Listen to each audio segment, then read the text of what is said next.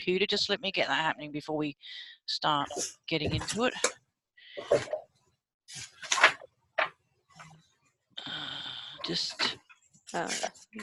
Yeah, I think you're recording. Is it coming up as record? It says record to the left of the slides on my screen. Oh no, it doesn't. You've got a different screen. Hang on. I think it is. I really think it is. Okay. Screen is paused. Let me just check. Okay. Well, we'll just Okay, it is recording. Very good. Okay. Oh yes, it is. Yeah. It is. Okay. I've just normally I know how to do it, but it's the thing that's different is the share screen. You see, so don't normally have that on. So, welcome to our first study circle. I just wanted to. I'm going to get rid of the screen in a minute, actually, just to go through how to organise this. So I'm hoping that at each meeting we nominate a facilitator, basically to kind of take the lead on an article, and to provide a summary, which I've done for this one. So hopefully we can share that around, and also obviously the normal role of a facilitator to make sure that things keep moving on and we don't get bogged down, and people get a chance to talk. And hopefully not to arbiter disputes, but sometimes they happen. So that moves me on to the ethics issue, that I guess respecting different views, to clarify if we don't understand something. And I think that's really important, because not just because for some people English is a second language, but as an Australian living in Scotland, I also am aware that even if you speak English, we use words differently. Sometimes we can say things and it's just not making sense. Do you know what I mean? So I think it's up to each of us, if we don't really understand what a person's saying, that we ask them. And obviously just to watch out that you don't speak too long to give people a chance. And that's a really tough one, because some of us chat more and others like to sit and listen a bit more. So, okay, so what I thought in this hour or so that we've got is to do some introductions, very quickly go through, say who we are. We can say just a small bit about ourselves. Sorry. I've prepared some 2 short pages of summary notes, and I thought that I would open up as the facilitator for the first session, go through some summary notes, which kind of gets us thinking about the issues, and then open it up for a broader discussion. How does that sound? Sounds great. Sounds good. Yeah. Okay, so and I said I'll upload the notes very briefly. Now I'm going to stop the share.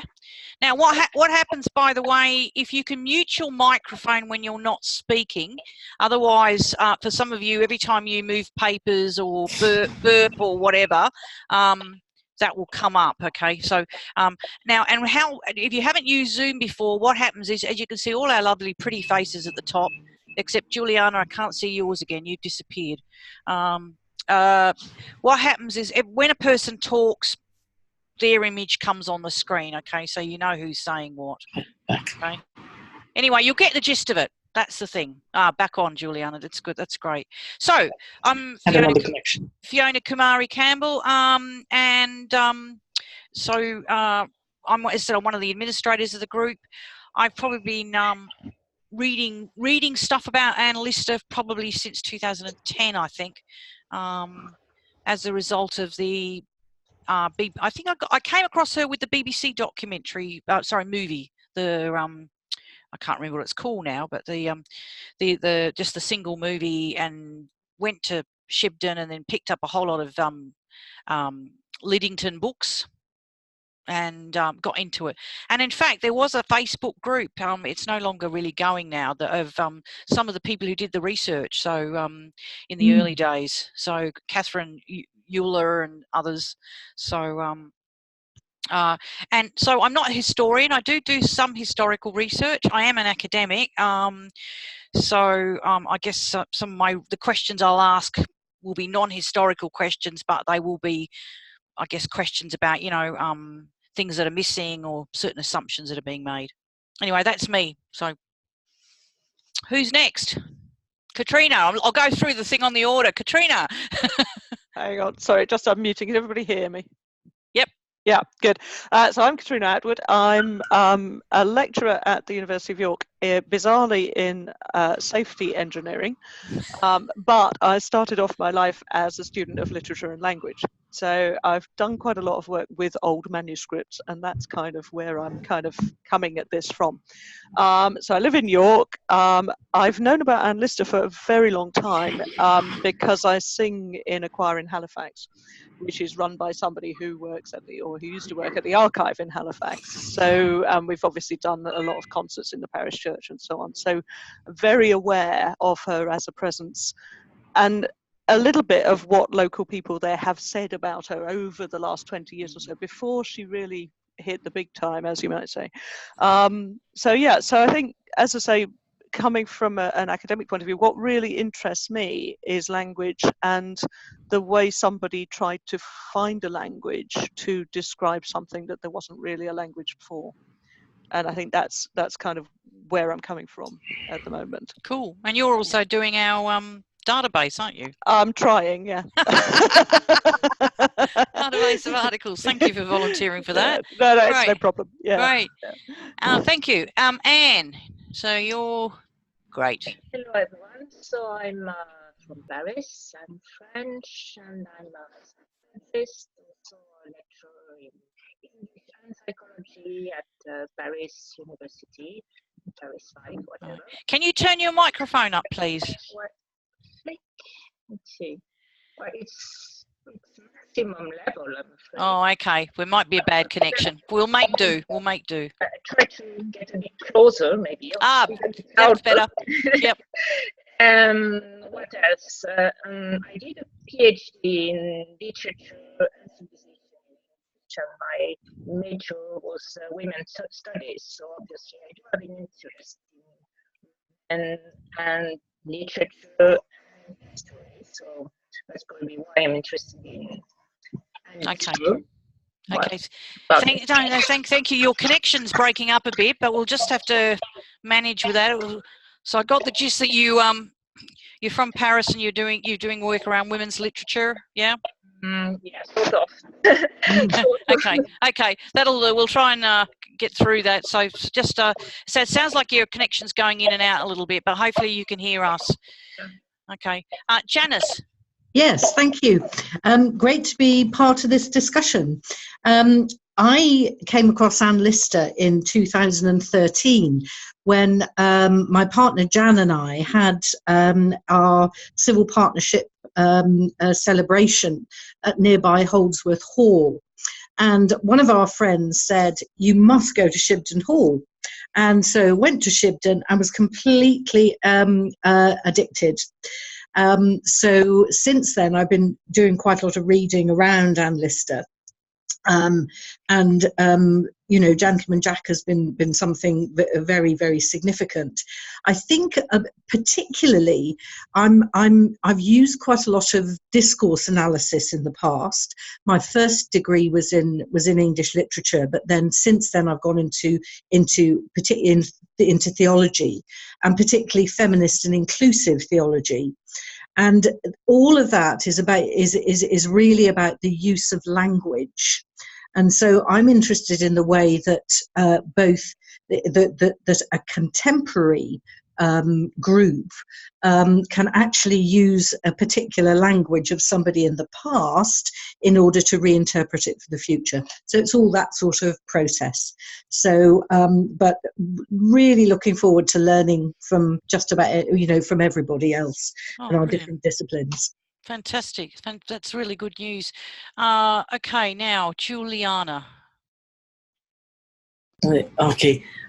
Does anybody hear me? Yeah, loud and clear. Great. Very good. Yeah. I must. I'm sorry about my voice. Yesterday I had started a terrible flu. I'm really bad. So I think I can manage anyway. I'm a senior lecturer in ancient history. I live in Rio de Janeiro. And my background is I'm a historian, not a classicist. My work with historiography, mostly historiography, and mostly ancient historiography, but coming from a theoretical perspective. So what drew me to the group and everything, of course, in my case, I'm a new addition to the whole topic on Enlisted because of the series, but it was quite interesting for me for the sort of stuff I've been working on, which is about authority and discourse, come from the point of view of the author in terms of building a persona, the ethos as building a persona, and from the point of view of the audiences as in terms of reception studies, which is something I haven't been doing before. But that's why I'm also interested in terms of the series as reception of all the work. So very, very good. I must say I'm involved in 2 of the fan groups, and I keep looking at thinking, wow, this would make an interesting research, the kind of what goes on in those in those groups and the making of identity. And but that's another topic. Maybe we can have a separate session on that. But yep, that's an interesting one. So, look, welcome, and your reception's really good. Now, I've got one other person at the end, and it actually doesn't say your name, CMCLA. Is it me? Yeah, it's you. So I don't know. It says actually you look like a spy. CMCLA 000. Okay, well, I'm Lee, and I'm not an academic. I'm a legal advisor. I guess my academic background is in philosophy. My first degree was in philosophy. My second degree was in social work. So that covered kind of a bit of psychology, a bit of sociology. But I've also studied law. But I guess the reason that I'm interested in taking part in this discussion is I've recently come to learn of Anne Lister. I didn't know she existed until maybe a few months ago when the BBC ran an article in advance of the TV show. And then once I'd read the article, I was just fascinated and hooked, and I've read nearly everything I can get my hands on. There's still some things in a pile that I haven't read yet. And I've been transcribing some of the original diary entries. I'm just looking at 1828 at the moment, and just it feels important to me to read everything in full, rather than the kind of edited versions that have been presented by Whitbread and Liddington and other people who have transcribed. And I guess the reason that I'm so interested, I mean, partially it's to do with the language and how she uses languages. And I'm sorry, I forget your name. One of the earlier speakers said something about finding words to describe things that there aren't yet words for. Part of my philosophy studies included philosophy of language. I also did a bit of linguistics, and this idea that a lot of people still think that if there's not a word for it, it doesn't exist. You can't conceive of it, and clearly, as Clark kind of writes about in this article, that's not true. Well, she doesn't think it's true. I don't think it's true. Okay. Well, we'll keep that. I was just saying. Well, I might just stop you there, because we'll keep that discussion going. Yeah, I'm not going to go off on one. But that's kind of why I'm interested. Brilliant. Yeah. Also, the kind of the strong women thing, the kind of stepping outside of convention. It's just hooked me. Great, Lee. Fantastic to have you on board.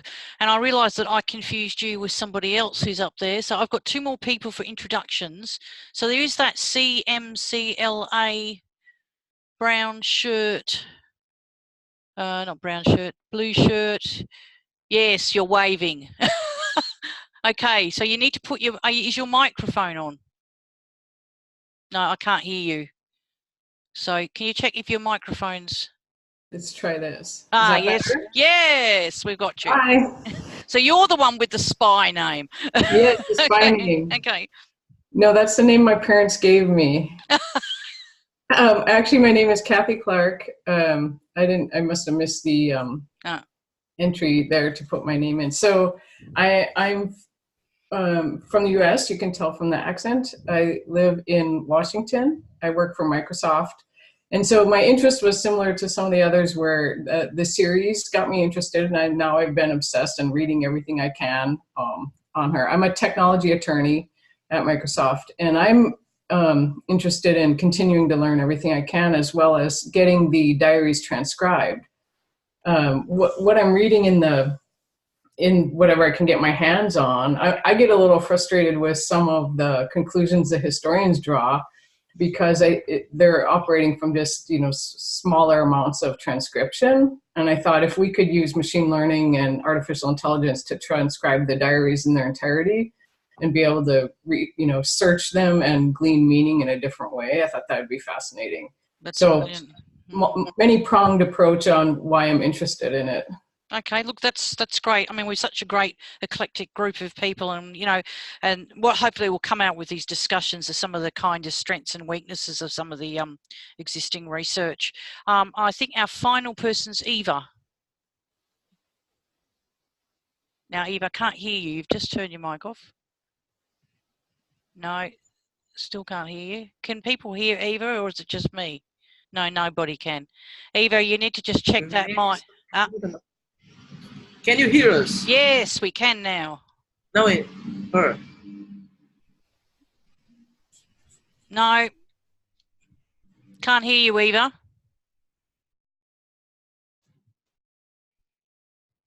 No, still can't hear you. Can you hear us? Okay. We might just have to sort that out. I mean, say something. No. It's not. So you might need to just check. This is sometimes I thought we were going to go glitch free with this, but sometimes it's if you have more than one microphone, it might be associated with the wrong mic. Okay. So we might just move on because of time. It's already 6:21. So are people just happy to move on? Okay. So what I wanted to do, and because we haven't done this before, is I wrote some brief notes up, which I'm just about to put on the screen. Okay, and I'll upload them. I'll just talk about them. I don't want to rave on, but I just wanted to kind of use the opportunity. I think it's useful with reading groups to just provide a summary of the article. I've obviously haven't covered everything. It could have gone for pages and pages, but I just wanted to, so I've put together a summary of 2 pages. So what I'll do now is I'll just go through it very briefly, and then we can just open it up to some broader discussion. So I don't know if this is the earliest one, but it's certainly early Anna Clark's article, 1995. And I think that's really important to keep in mind, because I must say, as a teacher, what I get really annoyed about is that sometimes people expect too much of research that is historically located. I mean, I was trying to think about when the internet came in at the time, but certainly she wouldn't have had the access to the range of materials, let alone online discussions that we so easily can have. So what I always look at, so what do we know about her? She's a historian. I was going to look at and see what other work that she has done. I don't know whether Anne Lister is a one-off in her work. I think the good thing about this early piece is, even though she is using Whitbread a lot, she does say that she's actually read and transcribed certain sections of the diary. So that's, at least she's making an effort to do that. I think the other thing, and some of you have already had a background in this, is it's interesting reading earlier articles, because it's within that context of the bigger debate in the late 1980s, 1990s about the social construction of sexuality and what that actually means.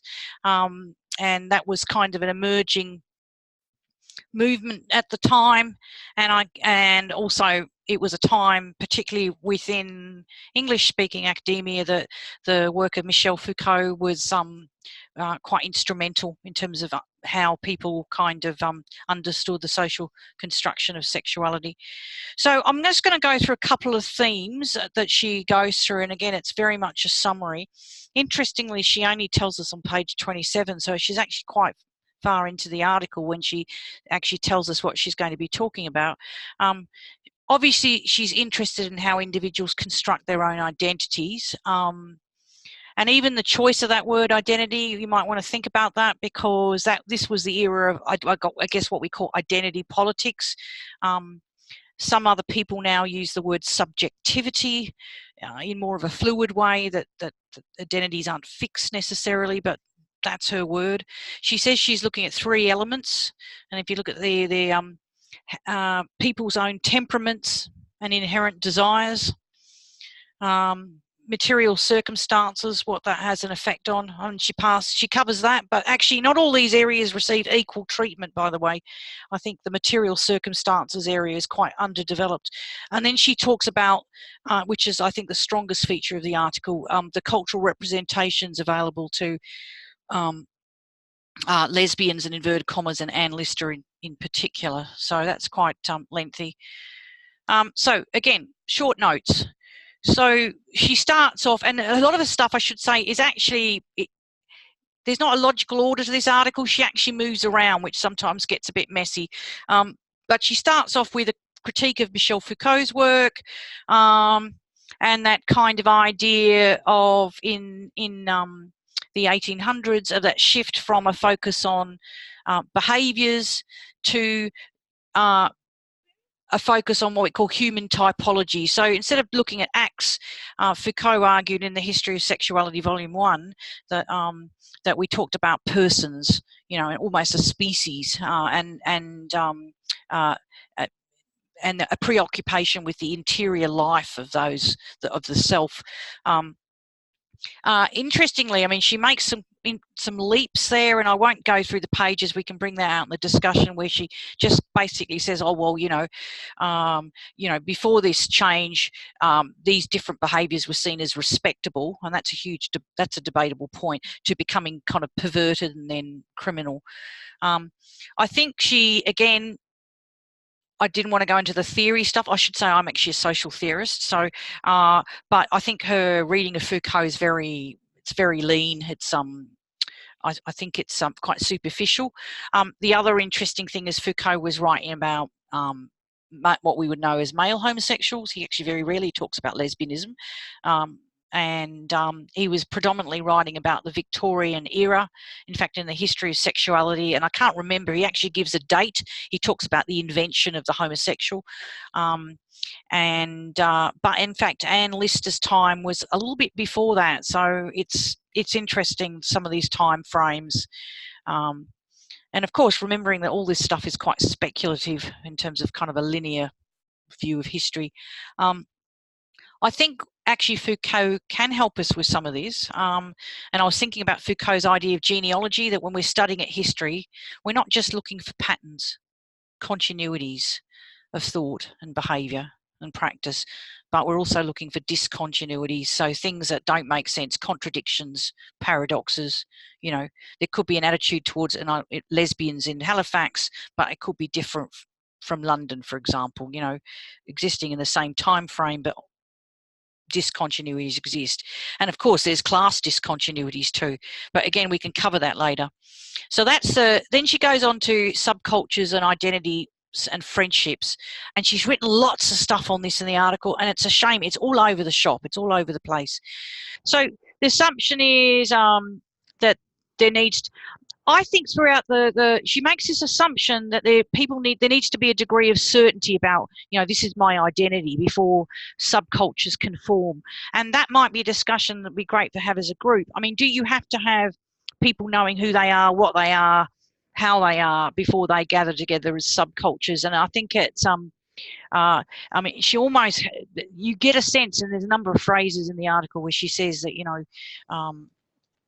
that you need this clarity of identity before groups get together and bond together. This will come up later when I talk about solidarity. And I was thinking about that because, you know, even though in that time frame it was a different world, but even when I came out as lesbian in the late 1970s, I was trying to think when, it's terrible. I mean, there used to be, this is in Australia, there used to be a secret women's club. We used to meet in a kindergarten. Now, many of those women were actually married to men. So I think this is a very interesting issue about people coming together with quite different domestic arrangements and different levels of consciousness. Hopefully that will become clearer later. She also talks about, and again, it would be worth looking at the whole born choice debate as moral justification.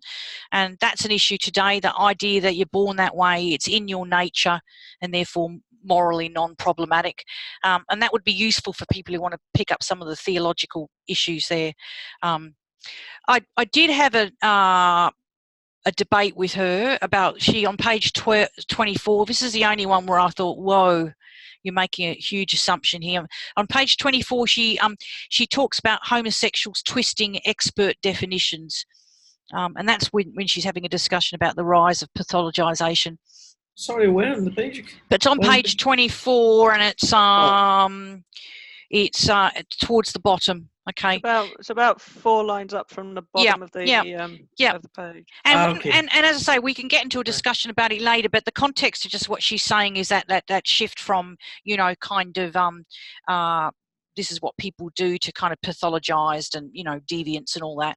But I didn't like the homosexuals twist. I think we've got to really be careful about the language here. I was unhappy with the language because it has a moral tone of manipulation and deception. And I think, you know, one thing I've noticed with a lot of the discussions around Anne Lister is we've got this kind of sometimes not so obvious kind of moral tones, things like predators and manipulation, and even when we use the word deception, and which she raises, and it comes up time and time again, I think we need to be really careful how we use this language.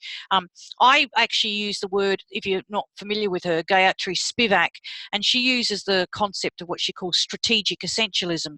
In other words, I mean, I'm a disabled person, right? But, you know, I will use a medical label when I need to get access to services, right, to get accepted. Whether I believe that label is a separate issue, right? And so I don't think it's about homosexuals twisting definitions. People have to survive, and people will do different things to present themselves.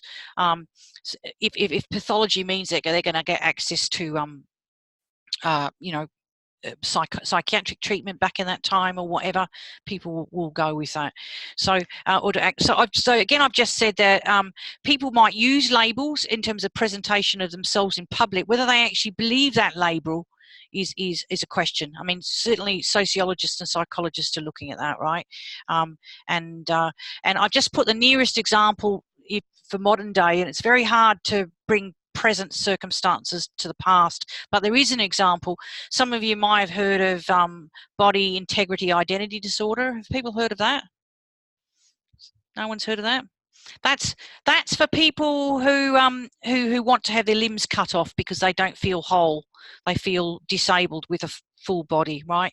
And there's a move to actually have that in the Diagnostic and Statistical Manual of Mental Disorder. Now, there's a debate among that group. Those people, many of those people do not believe they're mentally ill, but they will adopt the label because it will give them access to legitimacy and goods and services. So anyway, that's just a covering there. I haven't got much more to go, folks, and then I'll shut up. Okay, so friendships. I thought this is interesting about, I would have liked her to have spent more time on the nature of female friendships. There's different languages there. She uses passionate, and some of the other literature uses romantic friendships of that time. Interestingly, I must say the Catholic Church, in terms of its own theology, used the phrase particular friendships, and that was within convents and with nuns.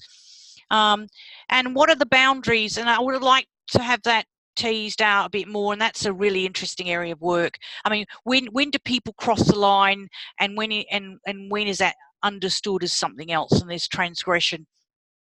I've noted in here, she mentions it as passing, and I've got the reference, and hopefully tonight the book is getting delivered. So the 1811 Scottish case of Miss Perry and Miss Woods versus Dame Cumming Gordon.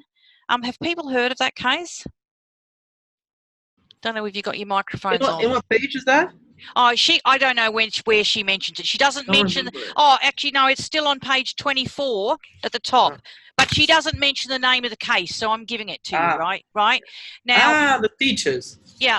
So that case is really interesting. And I said there's only been one book, and it was fairly old, and it's getting delivered tonight. But I had a legal researcher try and check it out.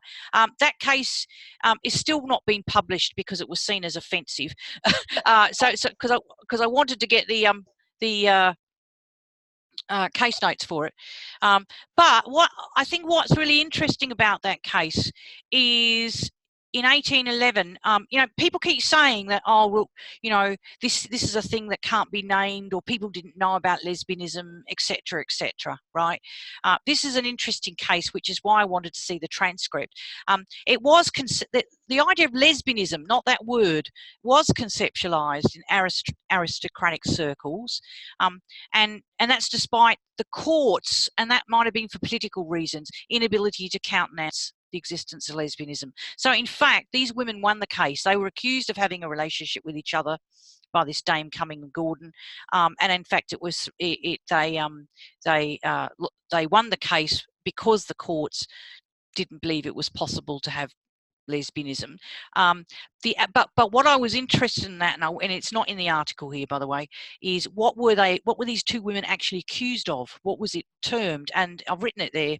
It was called an inordinate affection. Okay, so that's the nearest we get in an 1811 in Scotland, at least, to an alternative phraseology of lesbian, an inordinate affection. But and again, I want to follow that up more.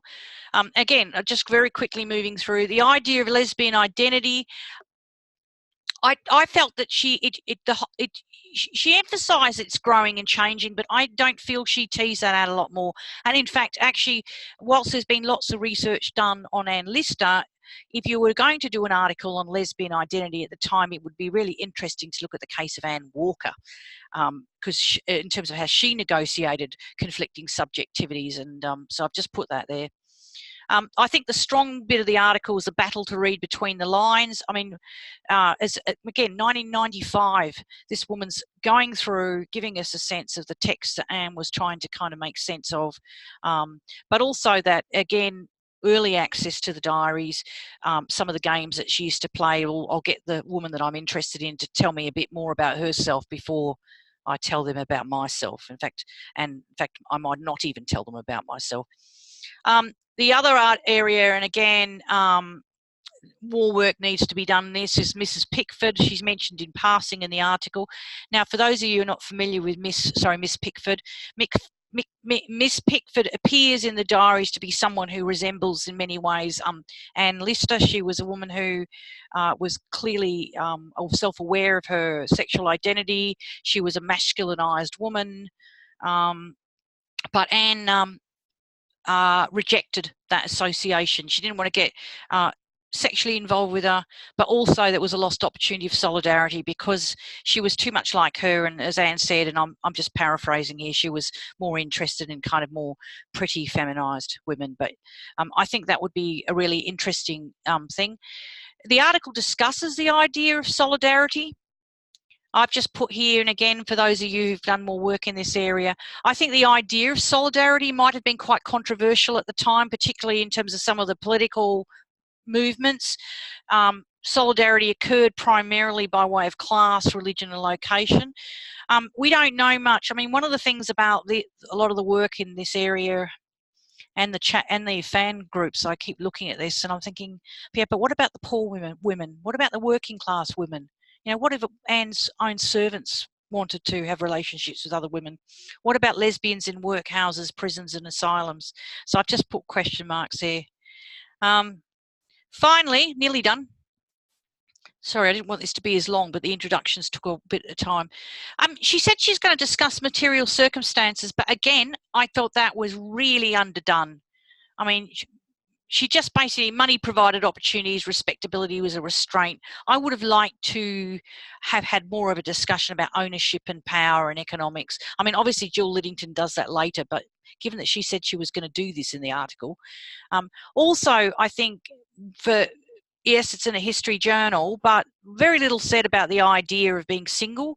I mean, clearly Anne lived with a single aunt. I mean, it doesn't sound like all women were married off. It was, I don't know what circumstances it was okay to be single. So again, that might be a discussion.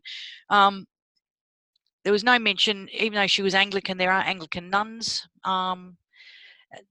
Widows, did they have more flexibility? I've just put the residential companion.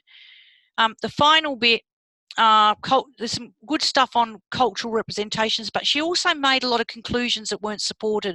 I mean, she basically said that Anne drew on the classic and romantic literature to try and figure all this out. But then she negated the importance of the Sapphic literature. She says it was less well known at the time. I'm not a historian, but I can recall a very lively Parisian salon culture where Sappho and others of that ilk were discussed. So I'm not as convinced about that. So then she talks about dominance and control, but doesn't really go into it. I guess the final bit I just wanted to say, and again, it comes through the article, but she doesn't draw it out about the link to desire. I mean, also the idea is, what is sexual desire? How was that understood at the time? I mean, what's clear to me is Anne Lister clearly experienced internalized, I put internalized sexism, but actually I probably would say internalized misogyny, but I didn't know how to spell it and it wasn't coming up in my spell check. And she was quite ambivalent about not wanting to be penetrated because that could highlight her womanliness, hiding her periods. But she didn't want to be a man because she didn't want to be locked out of women's business. So look, that's just really a very brief, probably unsatisfactory summary, and there's lots of areas. I didn't want to get bogged down, but over to you guys. I mean, maybe there are other things you want to pick up and some other kind of themes. I'll upload this to the files thing, by the way. So open it up. Anybody want to jump in?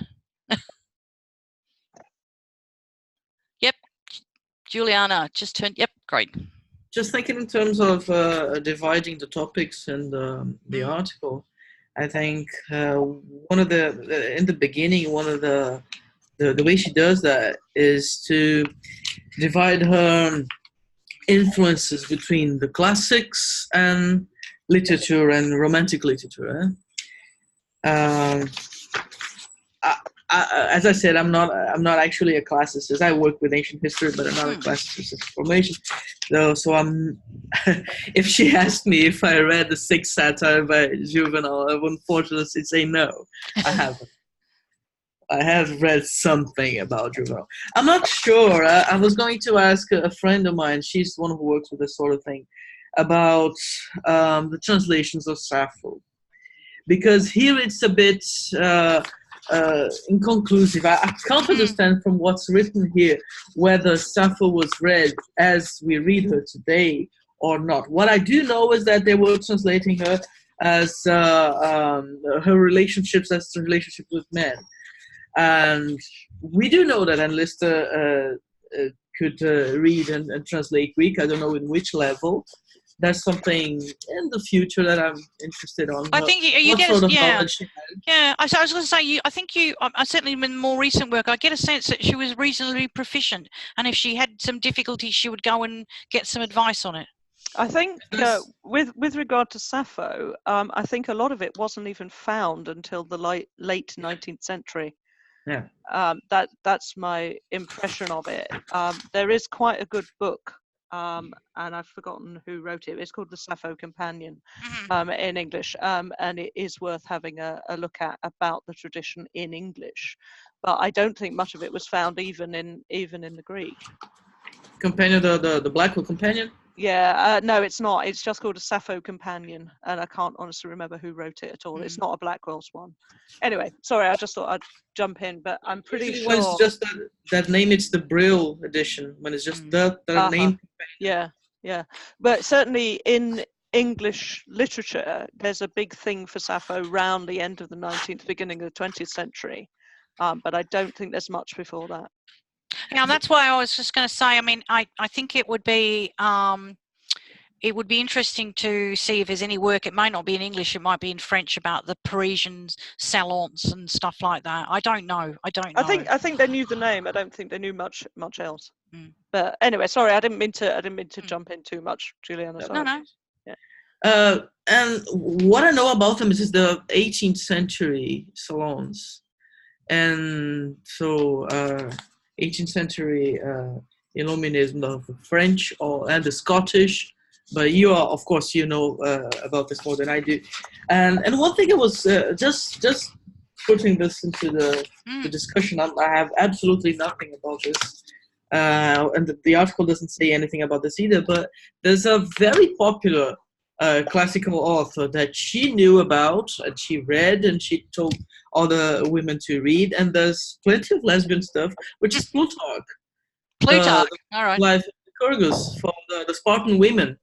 This is a famous excerpt of Plutarch. This always comes on when everybody who wants to study ancient history and lesbian history in ancient world. They always come to Plutarch too, and he was quite widely known. So I don't know if anybody knows more about this. If we can talk about later about reading the diaries themselves. Today was actually the first day when I have managed to access the website with VPN.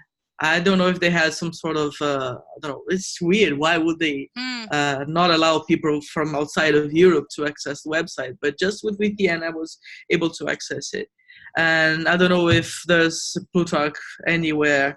There hasn't been any thorough study on her assessment of classics yet, has it? Well, I was going to say, I don't know, because remember, and that's why I'm saying 1995. She's not aware of the research that's come up later.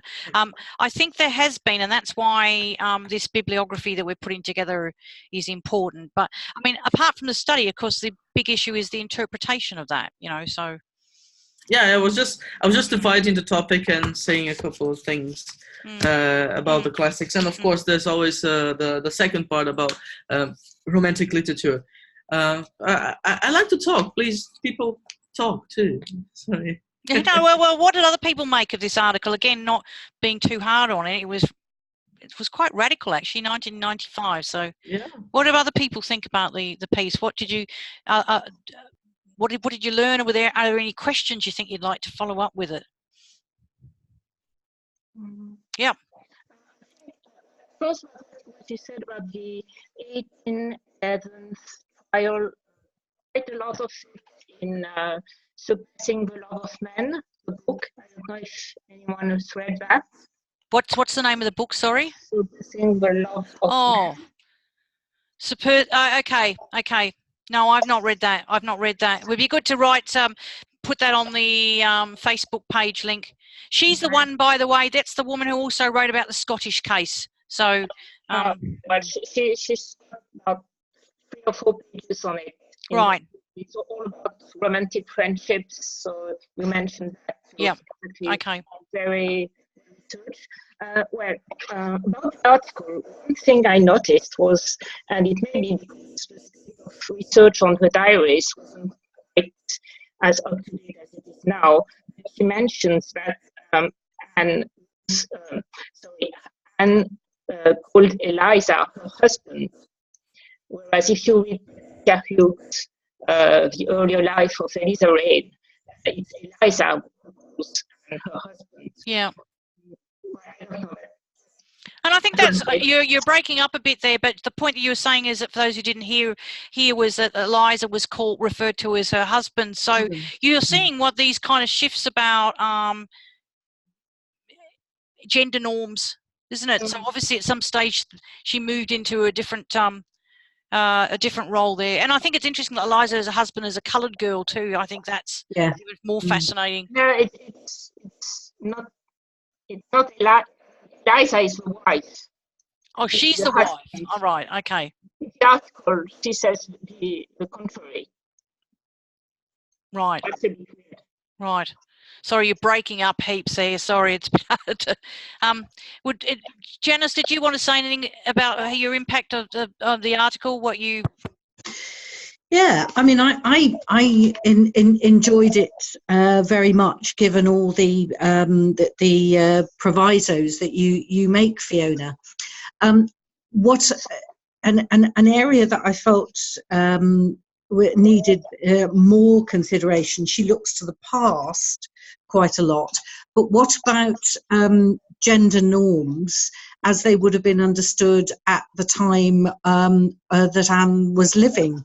And I mean, I think I found Emma Donoghue's book, Passions Between Women, very helpful on that one, in that what she seems to depict is a whole sort of raft of stuff under the radar. And so if there's somebody who knows something much more historically about the way that gender norms were operating, and whether Clark's sort of beliefs or arguments are actually true on that. Sorry, can I interrupt you? Do you know what? You don't know the date of Emma's book. It's fairly early, but I don't know whether it came out after. I don't know. I don't know, but I can find out because I've got it on my Kindle. So yeah. But yes, I was left with questions about whether Clark had explored the nature of contemporary gender norms and how they were dealt with sufficiently. So if somebody else has more information on that, that would be great. Can I just say, I think that's a really good question, because, I mean, even the idea, like the two big questions that came up to me in it was the idea of sexual desire. Like she talked about women kissing each other on their mouths, right? And it wasn't seen as sexual.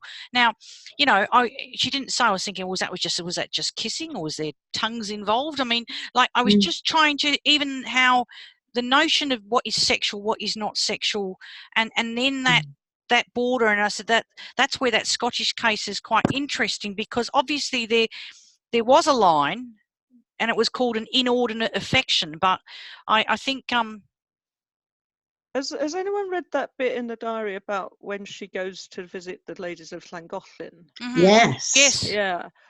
Because I mean that's really interesting. I mean they are a kind of tourist attraction at the time. I mean anybody who's everybody turns up there on their way to Ireland and visits them. But she gets, I forget which one it is that she gets to spend an evening with, and she seems to spend the whole evening basically trying to find out if they're she does because the other one was trying to work out, you know, and I must say that's where it does travel through time, because one of the things is kind of like you can't work out whether someone is, and you're trying to work it out, and but in fact, again, those of you who've looked at that, I don't know whether the jury's out on that. I mean, whether it was kind of like residential companionship. I don't think the jury's very far out with the ladies of Llangollen, to be honest. But I think people at the time maybe went for this romantic friendship thing and not a lot else, because there wasn't the concept. But I think in reality, I think it's probably fairly obvious.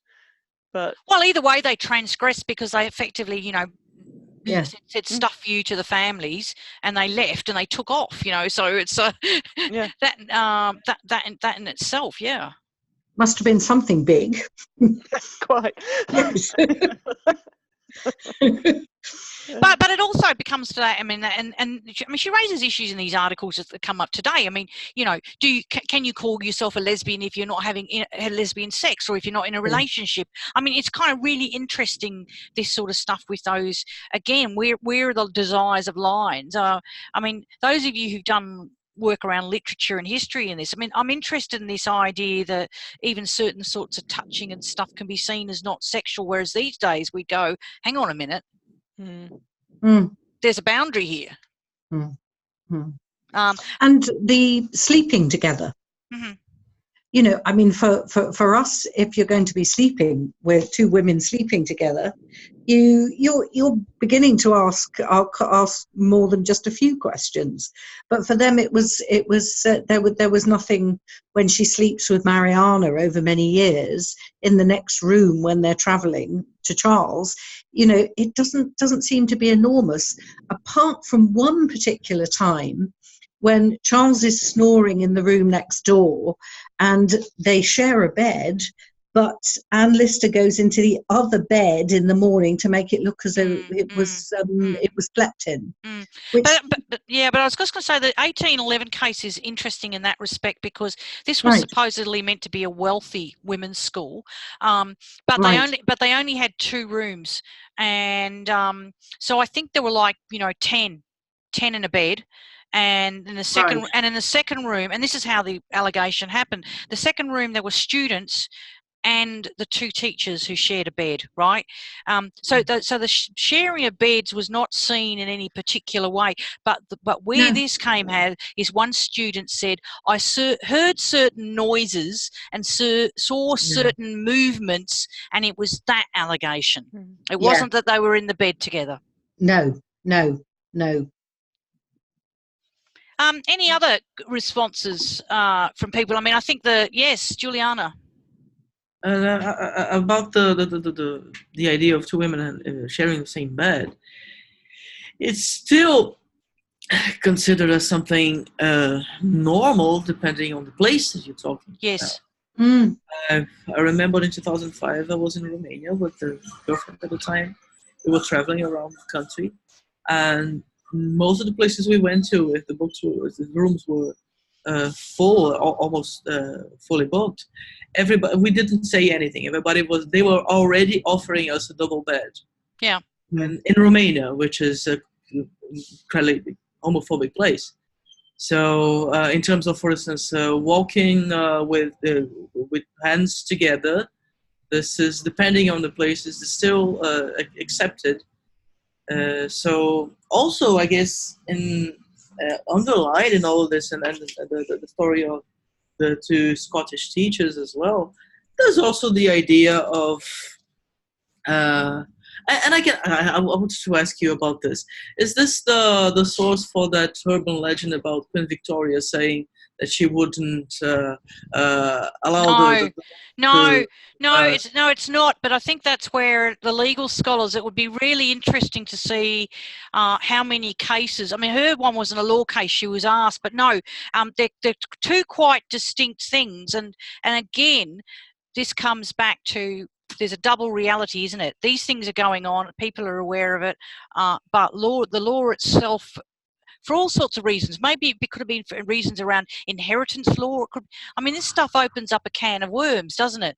I mean, some of the later writing about post Anne Lister's death talks about the legal nightmare that was opened up because stuff was left to Anne Walker, and how did that fit in with the traditional patrilineal form of inheritance? But I think it comes, I mean, your point is, yes, women share beds in Sri Lanka, they do, but the issue about touching, as I said to you, I mean, I don't know how much work's been done, research that's been done on that idea of friendship and intimacy, and the idea of sexuality. Any other comments about from others about things that struck you in the article? Yeah, the article explores the link between material circumstances and Anne Lister's ability to form her identity as a lesbian. But it seems to suggest that it's a kind of one-way relationship. So her material circumstances enabled her to form her identity, but her I suppose her identity also probably played a role in her material circumstances, because if she hadn't been someone who said she was never going to marry, which she probably wouldn't have been if she wasn't a lesbian, then she wouldn't have inherited.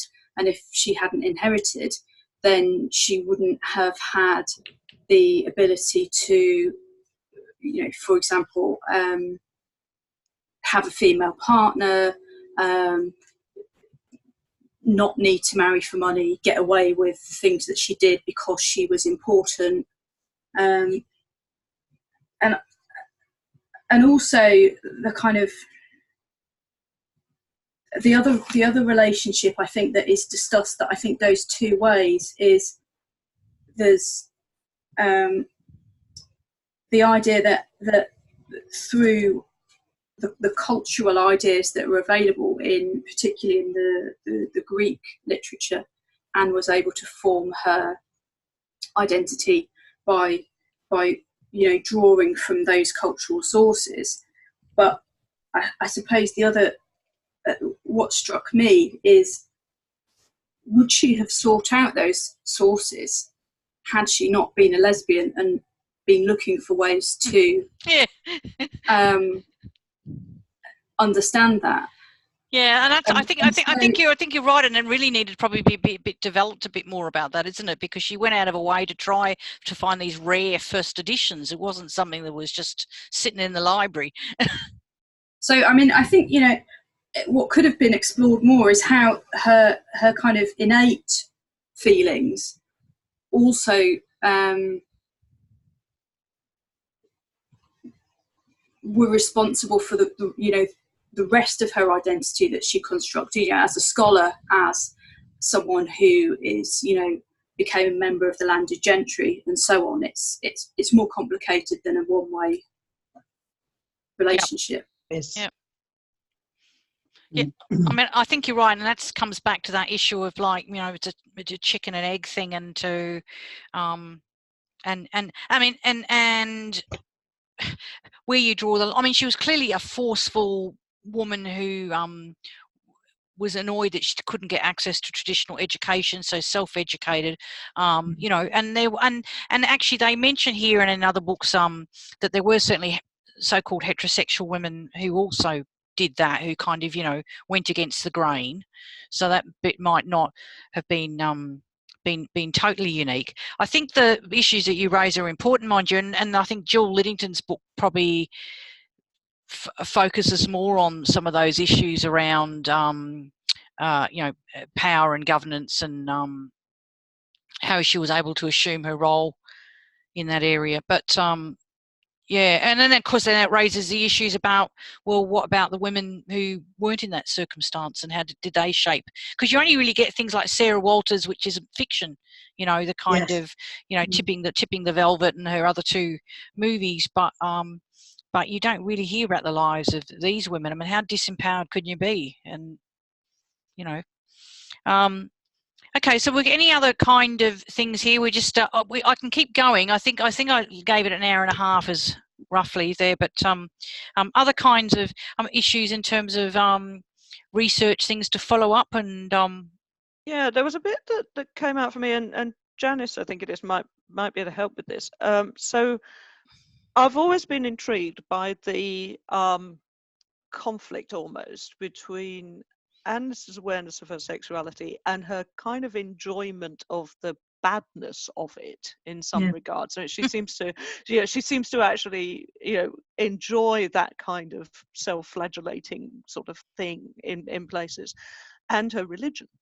And I was sort of thinking, and I read through this, and it suddenly occurred to me that you don't see in her, and I wonder if it's a product of class and that kind of not quite high Anglicanism, but the Anglicanism that isn't affected by things like Methodism, and that actually there's a kind of point about the exact historical moment where she is, because Methodism starts to rise with all the industrial people. Yes. And am I right in that? Because I'm kind of wondering if it really is she's a real sort of throwback to an earlier form of Anglicanism. I think you're right, because before you just jump in there, because there was an article I was reading recently, I can't remember, that actually says that actually she was, because it was all the whole rise of the evangelical churches at the time, and it was quite an arcane form of Anglicanism that she was Well, I'm not sure Yeah. it's arcane. Well, no, it's not arcane. No, All right. no. Okay. It's Sorry, wrong word. I mean, in many ways, Methodism comes later, but even more important was the rise of evangelicalism. Of course, yeah. And which sort of majored on the cross and sin, rather than sort of being part of the establishment. And what you see with Methodism and with evangelicalism and all the developments around that is a whole group of people who are disenfranchised from high Toryism, finding a voice for themselves. So, I mean, it's interesting that, and then you've got a whole sort of strata of high-class evangelicals, higher class evangelicals, of which the Priestleys were part. Yeah. And so in many ways that movement is more interesting, but would have really emphasized something about sin, and the importance of sin. Now, what I don't know, because I haven't done the historical work, is how that would be perceived theologically, and whether high-class Tory Anglicans actually took any notice of it whatsoever. And I guess they didn't. So can I ask you something? Can I ask you about, and you mentioned the Priestleys, because Anne Walker obviously has a connection with them, because she seemed to be quite distressed about this idea of sin. So that represents the kind of the differences there, or trying to and also I think I read somewhere that there were a number of vicars at Lightcliffe Church who were all evangelicals, and Catherine Ebenezer very usefully put out some details about the clergy at Halifax Minster, and again, one of them had been an evangelical. Anne was delighted that Knight was the evangelical who she had a lot of contact with, because he was also a classical scholar. But Mr. Musgrave was very much, her high Tory Anglican. Now, this must sound very bizarre to people from other cultures. I realise that, but it's something about the established church, and how it was expressing itself at the time. And I suppose it's hard for us to get our heads around it, because precisely that established church has become so obsessed with sex in the last 25 years. Yeah. Absolutely. Yes, that's right. Right. Okay. Any other kind of things that people would like to raise about the article? I mean, these articles raise lots of questions, don't they, about things just to think about and follow up. And yeah, I have a question. I thought the article is decent for an overall summary of things, but she borrowed heavily though on Whitbread, and now that I've read them, I thought it wasn't that provocative of an article to me. But my question is, I was wondering what the group thinks about these conclusions, and Whitbread and Liddington draw these conclusions too, that she's controlling and manipulative. And I find myself wanting to take up for her. Like, I think it strikes me that in the pejorative sense they're using it. And I think, she was this person bumping up against these walls, trying to make her way and figure things out. And she had to be delicate. And I guess that in a way you could call that manipulative, but in a way I found it just kind of just her reality. What does the group think? I think you're right, because this is the problem, and I guess as a sociologist, I really get concerned about this kind of individualization, and it becomes decontextualized. And the fact is, you do what you do to survive, and maybe you do. And the other thing is, we are shaped and formed by our experiences. So maybe there was a predilection in a particular way, but I think I think people people use words like predatorial or manipulative. You can easily say, well, maybe strategic. So I think I think there needs to be more discussion on that. I mean, you know, and the other thing is, and those of you who are more familiar with the whole diary genre, is that what she's writing is a presentation of, and so certain things she's selecting in and selecting out. It's her voice. We don't get to hear all the other bits and pieces. Mm-hmm. She certainly wasn't a very nice landowner. No, she wasn't. I know No, that she makes wasn't. any difference. Even that, I agree in some ways, but she also, and we learn more later, and there's some other writings. She and Anne Walker in particular, they you know, they gave some of the tenants like the means to go get education and training. Anne Walker starts a school. So they do these kind of socially minded things. Yeah, and I agree. She was. Yeah, and yet she allowed child labour in the factories, and so you'll get the child labour. She was, you know. She wasn't the only one doing that. Yeah. Looking the other way, not to excuse it. No, she was a product of her time. Exactly. Yeah. Well, there is a bit where she poisons a well of drinking water. Oh, is there? Yes. Brilliant. Yeah. Much later on, she puts a tar barrel in it. And in the diaries so far that I've read, I haven't seen where if she regrets that. I have no idea. Was that before? Was that before or after Rawson smoked out? Because weren't one of the mines smoked out with something? Yes. He did something. So I don't know. Juliana, did you want to say something? You would put your hand up. Yeah. Not about the poison well, though. No. No, there's one thing everything I've been reading, and most of the things I've been reading so far, and I haven't read so many, but in methodological terms, there's something which really strikes me that what you're talking about in terms of the diary form. There are two parts of the article that was striking in the sense where the author talks about being enlisted being manipulative is page 28. It's at the end of the first paragraph. The diaries reveal that Anne was extremely strong-minded, self-willed, opinionated, energetic, intelligent, iconoclastic, curious, and manipulative. This is a persona that she builds for herself in her diary. And then again, there's a very small passage in page 44, that paragraph about the dildo. Oh, yes. Yeah, she of course she may have been lying. Yeah, that's the thing. There's no guarantee that she wasn't lying to herself in the diary because it's a construction of a persona. So if we get to read the diaries trying to understand who she was, some authenticity narrative or something. Yeah. This is a construction as well as any other construction, as well as a public construction of her public persona. Her public persona, not too public in the terms of the relationship she had, and public as in terms of the tenants.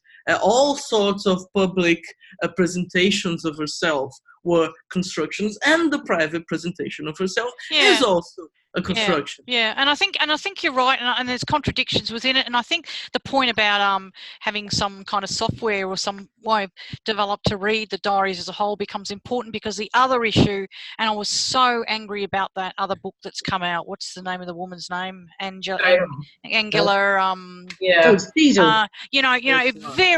Very badly done, where you kind of using other people's work, and look, and I think Liddington and Whitbread have done a great job, but it's the issue of the selection of extracts, and it's the old thing that you're taught when you first go to university. You can't just pull out quotes. You need to look at what else is written around it in the context. So to actually have a multi-search, fully accessible copy, it would take many years, and it would have to be and in fact it's probably good that you're from the States, because it would take some sort of philanthropic corporation to actually put money. It would be very expensive to get all these diaries publicly accessible, because I think that there have been several attempts to get every page published. Sorry about Microsoft, but I have to advertise something that I've been working with, which is Wikimedia Foundation. They have the Wikisource website. It's not really known. Most people know only Wikipedia and the Commons, but Wikisource is really interesting because it has, for instance, you can have the picture of the actual page, and then you have the part where the wiki part where you write it, and then you have the system that you have to go through like 2 or 3 revisions from other people, which is something I find it very, very important too. It's not just one person transcribing the diaries, but it has to be revised by other people with training as well. And then it gets the text gets approved after 2 or 3 revisions. So there's two levels here. I mean, one is the technology to have things that are searchable and stuff. And I agree with you about the translations. As someone who was previously a theological scholar, I mean, what's caused the major world wars in Christianity are all the various versions of the Bible and the whole politics of translation. So I think, and I know there are quite a few people in our group who've now taken up to be involved in that transcribing project, but what I'd be really interested in is if there's been any articles about disagreements about translation. Do you know what I mean? Yes. Mm-hmm. Yeah. Just like a classical text that has the footnotes with what should be read here, or maybe it's this, maybe it's something else. Particular kind of words, and I mean even things like, because sometimes I have with commentaries, and again this is I've not been intimately associated with the original readings of the diaries, but as someone who's been involved in textual translation, you become alert to it. Even for example, there's been some discussion about the use of the word grubbing. The choice of word and how things are translated, and having a kind of like a commentary alongside. But I mean, they're the sorts of things. But I think what you're saying is good because it lends itself to kind of perfecting the translation. But I think where the Microsoft kind of we keep calling it the Microsoft thing, but maybe you can jump in there. But I think the fact of having something that's fully searchable for me is very, like we could find Plutarch, couldn't we? We could just check and see how many times Plutarch comes up. Right. I mean, what were your thoughts about the whole technology side of it? Provided you got a decent translation, or many translations, or maybe there were actually different translations put in. I mean, that would be the most amazing thing, isn't it? That you got variations of translations that were. Do you think there would be any interest in kind of I don't know whether that technology exists, but the big issue is the financing of it. I mean, do you think it's something and I'm on that thread in the group on the raising our hands saying, let's figure this out using machine learning. And I wrote to the archives. They just actually got back to me yesterday. But the expense would be, we'd need to train a machine to learn her language and her style of her writing. Is that possible? Is that possible without all that interpretive problems? Pardon? Is that possible given the issues we've said about things like readability, when people are looking at manuscripts? It's easy enough for her crypt hand. It's quite difficult for her normal hand. Yeah. But we could write a code. We could write a script if we can. First of all, detect her written words well enough. We do actually have some capability already for basic handwriting. Detect hers, though, is heavily abbreviated, sometimes sloppy, sometimes written up the side and then across. And then we could write a script to put the code in there and translate it. And I suspect perfect. A human would still have to go through, but it would seriously take the time down. Yeah, absolutely. It gives us a head start. And what was their response to it? You said that you wrote. Have you heard back from them? The archives would require quite a licensing fee, which if I can get Microsoft to do the project, it's not a problem. But I thought I might just see if they would reconsider and if we agree to whatever confidentiality and all of that and do it for their benefit, if they would waive the licensing fee. One of the ways to do so in a previous life, I used to transcribe medieval Icelandic manuscripts. That was my thing. Now they, like the Lister manuscripts, are a UNESCO thing. Right. And we got quite a lot of money for trying. No, this was actually very early on for things like photography, for those from UNESCO. So it may be that the way to do it is actually to slightly bypass the library, because the way it works in the UK, if you go to the library and say, I've got this money to do this, can I throw this money at you? They will love it. So it may be that trying to get the money through UNESCO might be the way to do it. Can I just jump in there and say something about that too? Because one of the things that hasn't been said, I mean, there's lots of commentaries about the history of access to the journals, etc. But you know, I don't know if any of you have personal associations with the archive and whatever, but I hope so I don't offend. But you know, I really worry about moves to concentrate more and more control with them, because actually they were the people who actually were quite obstructionist. They, you know, like and I think, you know, while people have said it, there's no real kind of outrage and anger about that. Maybe not in print. There might be when people have a few drinks, but you know what I mean. Like, and who owns it? I mean, do the archives actually, do they have the copyright of it all? Yeah, I believe so. But it's got the UNESCO badging. Yeah. UNESCO are basically just protecting it as a resource. It's exactly the same with the Icelandic stuff, that the copyright of that resides with the museum. So is it seen as an object in common? Like, is it you know? So yes, maybe the archive owns it, but it's also a country. It's a. Do you know what I'm saying? No, all they're trying to do is to basically ensure that it is kept in a way to be preserved. It's like a building. Yeah. But the main point though was that UNESCO could have funding. That if you went along with Microsoft and said, look, we can do this, or we'd like a go at this, we've got some funding, I don't think the archive are going to turn that funding down. No. Not in the present climate. One thing is the text, and the other thing is the object. So absolutely, over the object, but the text is free, so they have the website and everything. Yeah. But do they have copyright over the text that's written in the 1830s, 1820s? No. I think it's the object. But I think if you want to produce, for example, photographs of it, then they can charge for that. They can charge for that, and that's why I was saying I was getting a bit cranky earlier, because remember, I mean, I know they've changed their rules now, but anything where you use the diaries, you used to have to get permission for publication. You still do. Yeah, well, I find that really extremely problematic. You have to pay them as well. Yeah, it's extremely problematic.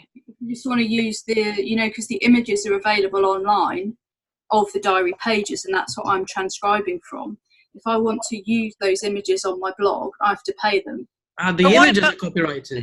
Images, but what if you wanted to use the text, because it's that's fine. You're allowed to do that. Yeah, because I noticed because you're doing the transcription blog, aren't you? Yes. Yeah. So, and I noticed at the bottom of your blog, you have said, and this is not putting you on the spot, but it was more about just generally about to acknowledge that you're the one that's done the transcription. Yeah. Yeah. And that's important. But it is interesting in this whole area about making sure that there's recognition that there's the kind of Mitchingson kind of transcription, and there might be somebody else's one. But my concern is, but forget the image issue, that's understandable. But at the end of the day, do you have to go back to get permission to publish those transcriptions? No, they don't. I've already cleared this with them before I started doing it. So any transcription that you make belongs to you. You own the copyright of it, unless if anything I'm involved in the volunteer project as well as doing my own thing. Anything I do for the volunteer project, I have to add a kind of codicil to it saying I give up the copyright of this to the archive service, which kind of makes clear that without that codicil, it belongs to me. Yeah. Anyway, that's quite normal in it is. research. It is, and you're right. It's just as I say, it's very interesting things to talk about, and I think particularly given the historical role in censorship. I mean, there's some, who knows what come out in some of the other things. So listen, I'm mindful of the time. We've probably got about another 10 minutes, and this is just a start, folks, because obviously this article's old and we've got some amazing other articles coming up, and was there anything else about this? I don't know whether this woman's done it. Did anyone look up to see whether she's done any more work on Anne Lister, or whether this was a one-off? I don't think she's done much on Anne Lister, but she's done a lot on the 18th century and a lot on working class sexuality. Right. Okay. Okay, that would be interesting to look at. Now, next time we've got, I can't even remember which article we've got. Does anyone remember what the next one is? And would someone like to facilitate that, write some notes and... The next one is the Danielle Orr article. Ah, yes. I can't facilitate it though, because I barely understood it. Okay. Wasn't it a thesis? No, I don't think so. Was it? I've avoided putting up a thesis. I thought with because there are some good ones, but I thought later, this was just, to be honest, this was a spontaneous thing with myself and the other admin to get it going, you know, and I don't know whether we'll talk about that in a minute, whether it's been useful to do it this way, but I thought if we ever did a thesis, we would probably have to do like 2 chapters at a time and go through it sequentially. It's reading PhDs at the best of times is a bit of a nightmare because they're so long, you know. So I'm just looking at, I'm trying to find the events thing. What's the next one? You said it was the All one. I don't know what it was. Who would like to volunteer to, again, just to provide the opening shots and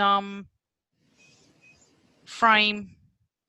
Don't be scared. I hope that people don't feel intimidated by this. It's not about us being experts at all. Now this one will be interesting. So the title of it is "I Tell Myself to Myself: Homosexual Agency." So it's following on from the theme, right? But it's 2004. So this will be interesting to see if it's got a different kind of orientation. Would anyone like to volunteer? Janice, would you like to volunteer? I'm not sure if I can make the next discussion, unfortunately, but I will certainly read it. Yes. That's good.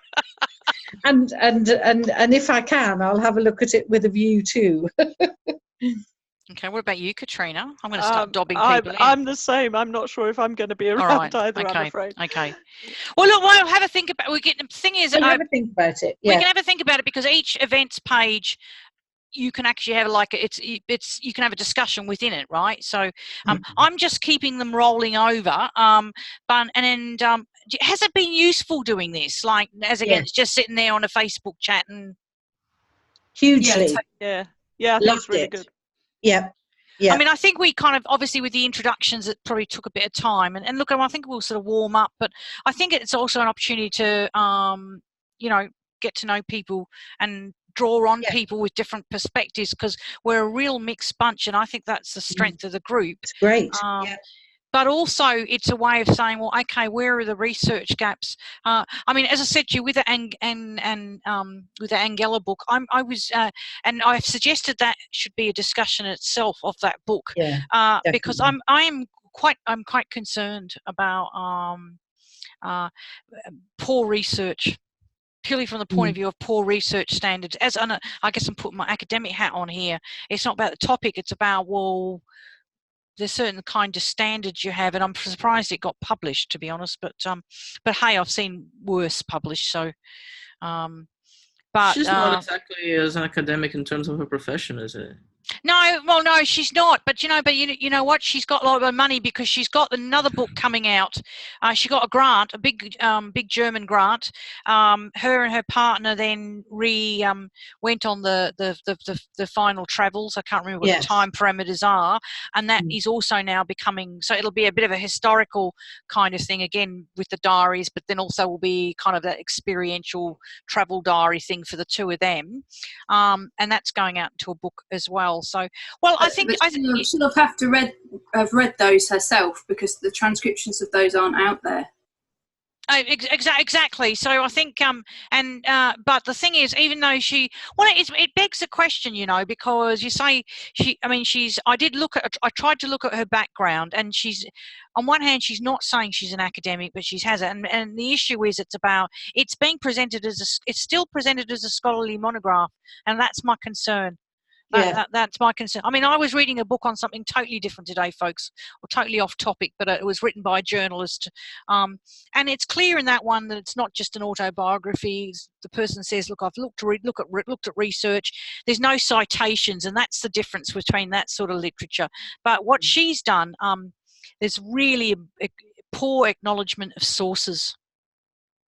You know, and my concern is then people start, because, you know, particularly in the fan clubs and whatnot, is people start regurgitating and recycling poor research.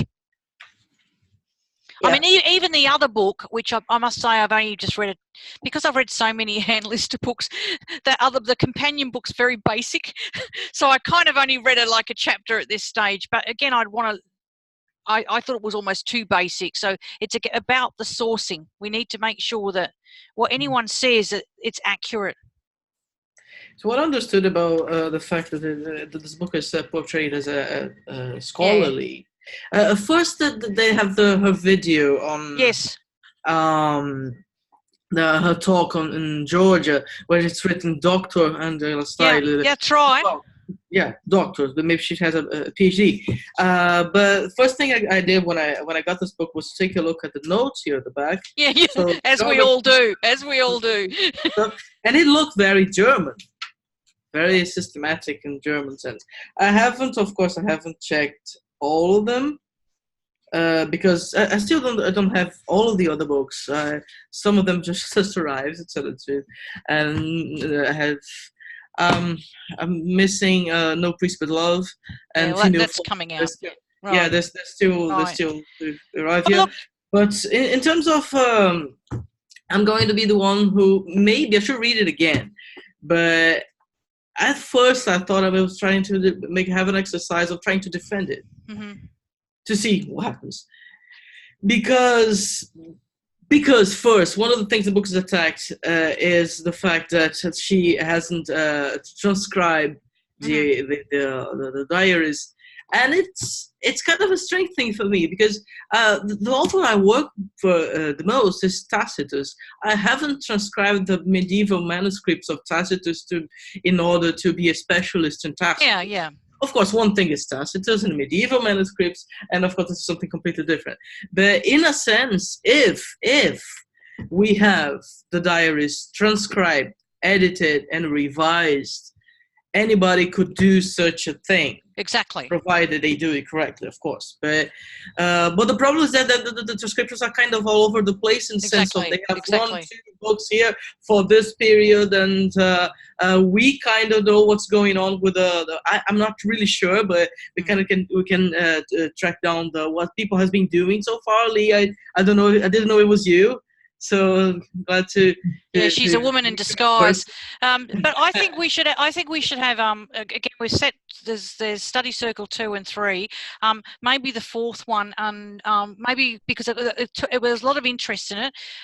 So it would be good to have a discussion about that. I'll tell you why, because even though it's not the companion book to the film, it is particularly pushing the predator angle, and let's face it, we need to also have a discussion, because sometimes I think there's always a danger of making individuals into saints, and not seeing them with their kind of complexities and flaws.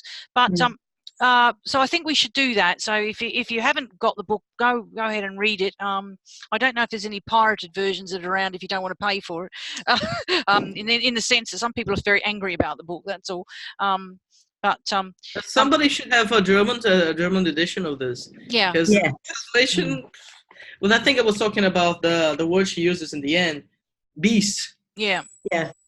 How is first thing I should ask? What's the name she uses in German? Yeah, so I agree. And the German translation is available, and I know somebody in the group was, I think, going to follow it up. Look, what I might do is wrap things up for the moment. If you're happy, we've got it now. Now, do we want to have this uploaded or not to our group? Yeah, I don't not have a problem for me. Well, I was going to uploading. say we've not said anything a bit. You know, anything we're saying, I guess, is in terms of critique, not in terms of personal attack. Yeah. And I think that's important to mention. Anyway, it would only be uploaded to a closed group. It's not to the whole world, right? So so I think that's important. In the meantime, I guess you know, if we see anything, just keep posting up the materials and things like that. As I said to you, I will write up some notes once I've got this book on the Scottish case, and the reason why I'm raising it is because she knew of that case. Yeah. Right? So, and certainly Anne Walker knew of it, because that was the one that was putting the fear of God into them all. So, you know, it was also the York case of the men, isn't it? That the priest. Yes. Now, what do you use that? Well, I don't know. Does anyone know the year and the name? I think it's made up because I couldn't find. I had a little look about men hanged in York, and I could find one, and it was a very long time before or after. I can't remember which. Yeah. So I think it's made up, but I don't know. Well, I was going to say it's fictional too. Yes. Sorry. I read somewhere that it's fictional too. Okay. Okay, so it's worth finding out, because I said to you, because I mean, I know with the 1811 case, as I say, there's no record of judgment, so but it definitely existed. But again, once I get the book, I'll find out where she's sourcing the stuff from. But so getting back to your issue, Katrina, there actually may be some truth in it, but this again comes back to sourcing, isn't it? Like, where is that information coming from? Well, I'm pretty sure that is it just a rumor? Well, I'm pretty sure that it was invented for dramatic purposes. The York case, because there's nothing on records of York assizes. So okay, and look, and that raises another issue, which again can come up in another discussion, is the whole notion of rumor, because it's not just about fact, it's about perception and what people hear and what people talk about. Okay, so I might wrap it up because time is moving along a bit, and hey, what a great first session, and I think we'll brilliant. Keep moving, and if you have any other thoughts, just either message me privately or send a post in. So thank you all for the initiative. As you know, I'm far away from everybody, so it's one of the very good reasons to do this. It's for us to be in the same room, in a sense. So thank you very much. Yeah, and hopefully thank you very much, and hopefully the sound issue for Anne, we need to try and sort out your microphone. I don't know what that is, but anyway, send me a message. We can communicate, because the Brazilian sound is coming out loud and clear. I've got no idea why Paris. Maybe it's because of the microphone, the earplugs. Sometimes this happens because otherwise the sound will go to the sound she listens to will go to the microphone back again. Yeah.